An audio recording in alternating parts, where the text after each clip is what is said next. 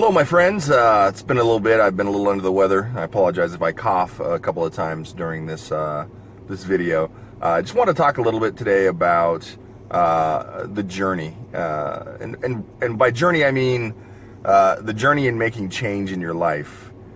So many people are unhappy with where they are in life. They either feel like they should have maybe done more, they should be more, they should have more, and we spend a lot of time focused on what we don't have, what we haven't done, and where we aren't at. Instead, we should probably focus on what we're going to do to make that change.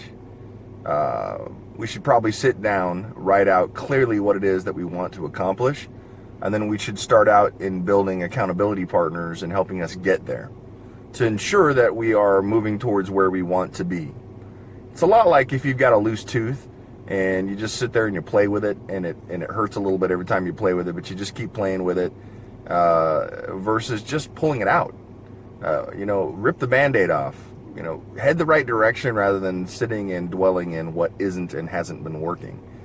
It's so empowering to your own personal psyche to just decide that, you know what, you're right, I'm not happy where I'm at, I'm not happy what I'm doing, I'm not happy with what I have, but what am I going to do to change that? What steps can I take today to make a difference? But more importantly, go back to what I said a moment ago. Have you ever sat down and listed out what your goals are? Because it's never too late. I don't care if you're 15, I don't care if you're 45, I don't care if you're 95. Knowing what you're trying to accomplish is a heck of a lot better than having no clue about what you want to accomplish and feeling like you haven't gotten there. Because if you don't know where you're going, surely you haven't gotten there because you don't even know where you're going. So make sure that you recognize the importance of sitting down and laying out what are your goals. Secondly, clearly define them. There are strategies in every goal. So what steps do you take to accomplish that goal? You don't go from zero to hero. You got to have steps to go from zero to hero. So what's the first step? What's the second step? What's the third step? And then get accountability partners.